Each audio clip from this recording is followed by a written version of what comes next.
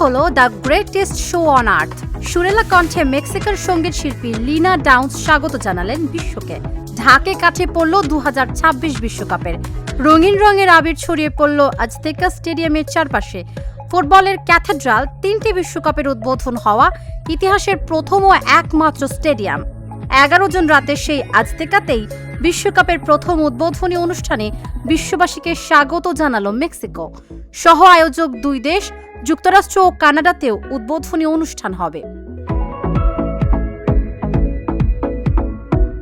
ভেনেজুয়েলার গায়ক Danny ocean perform করার পর Mexican musical group Los Angeles আজুলসের সঙ্গে ফোক ব্যালে পারফরমেন্স ছিল নজরকাড়া।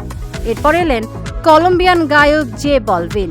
কিন্তু মজাটা যেন তখনও সেভাবে ঠিক জমছিল না, কারণ বিশ্বকাপের উদ্বোধনী অনুষ্ঠানের রানী তখনও মঞ্চে আসেননি।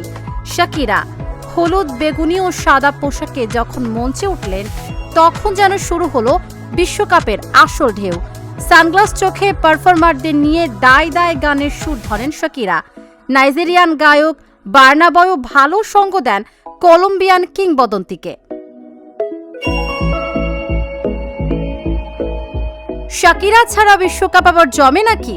2010 বিশ্বকাপে ওয়াকা ওয়াকা গান দিয়েই তো চিরস্মরণীয় হয়ে গেছেন তিনি। জমে না বলে শাকিরার কণ্ঠে সুর খেলা করতে দর্শক উন্মাতাল হয়েছে সবচেয়ে বেশি। আজতেকার বাইরেও তখন বেশ চড়া হয়েছে উৎসবের সুর। নাচে গানে মেতেছিলেন ফুটবল প্রেমীরা।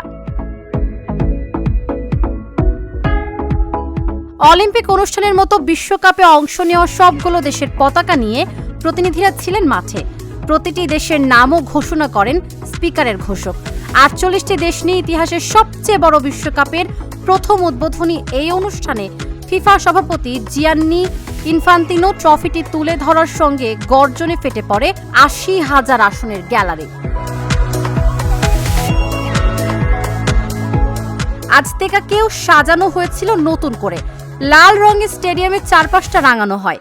বিভিন্ন রঙের আবির ও আলোকসজ্জা, বাদ্যি বাজনায় ভরপুর হয়ে উঠেছিল উদ্বোধনের উৎসব। মেক্সিকো ও দক্ষিণ আফ্রিকা দল মাঠে ঢোকার পরও গ্যালারিতে বসে গান শুনেছেন দর্শক। খেলা শুরুর মিনিট 20 আগে গ্যালারিতে মেক্সিকান ওয়েভের ঢেউ ফিরিয়ে আনেন তারা। 86 বিশ্বকাপে এই আজতেকা স্টেডিয়ামে জন্ম হয়েছিল দর্শকদের এমন উদযাপনের। তার 16 বছর আগে 70 বিশ্বকাপও আয়োজিত হয়েছিল আজতেকায়। তাবাসসুম সেজুথি, ঢাকা জার্নাল।